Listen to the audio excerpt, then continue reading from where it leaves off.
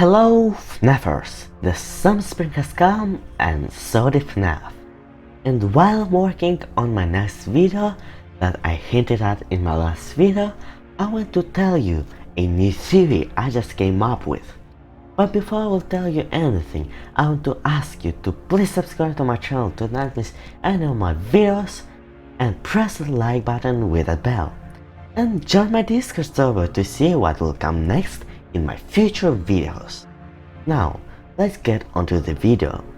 What if the minigames from FNAF 6 are the indie games created by the rogue indie game developer from FNAF VR Help Wanted? In FNAF VR Help Wanted, Dave Grohl tells us that the company is trying to undo the bad PR done by a rogue indie game developer. They lied to us. They lied to all of us. They told us that the whole point of this VR game was to undo the bad PR done by a rogue indie game developer who supposedly made up a bunch of crazy stories that tarnished the brand. That bad PR might have been those secret minigames like Charlie's death or Later That Night. That was inside of the FNAF 6 minigames like Midnight Motorist or Fruity Maze. She also said that the Fazbear Entertainment hired the game developer to create those games. But that's not true at all. In their haste to develop this VR game and clear their name, they sent us some things I don't think they intended us to see, such as a hard drive containing emails between Fazbear Entertainment and a certain indie developer. Fazbear Entertainment hired the game developer. Those indie games were designed to conceal and make light of what happened. This isn't just an attempt to rebrand. It's an elaborate cover-up, a campaign to discredit everything. And in FNAF 6, we can put those games into our pizzeria, which is a trap created by Henry, who is also one of the owners of Fazbear Entertainment. And so I think he hired the rogue indie game developer to create those games.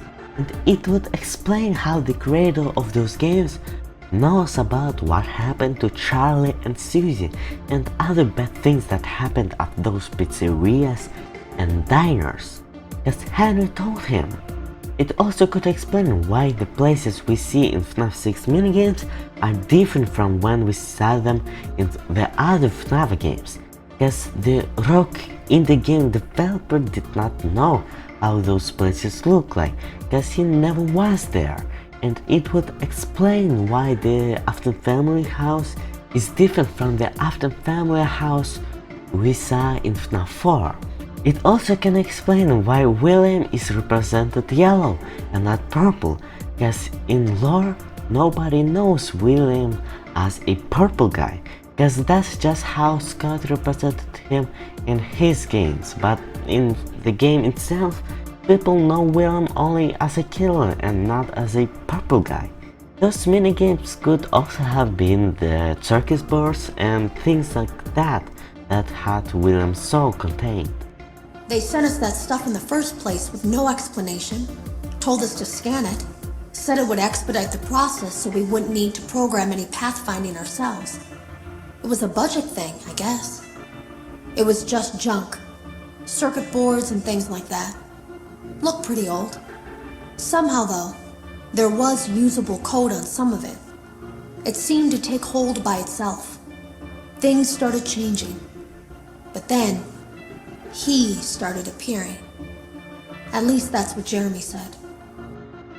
Those games were in the same building as Scraptrap, and so after Scraptrap burned, he could have possessed the circuit boards and things like that were inside the minigames and that have survived the fire. So yeah, that's it. I had made this theory cause I did not like the idea that all of the FNAF games were just indie games created by a rogue indie game developer, and the theory that the indie games are FNAF 3 doesn't work for me cause 1. FNAF 3 minigames don't seem like something that could tarnish a brand, and 2. My next theory that I'm working on denies this theory, And so yeah, that's it. Check out my Discord server and Instagram to see sneak peeks of my future videos. Check out my last videos if you did not watch them. Subscribe to my channel to not miss any of my videos. Press that like button with a bell. And remember, I always come back.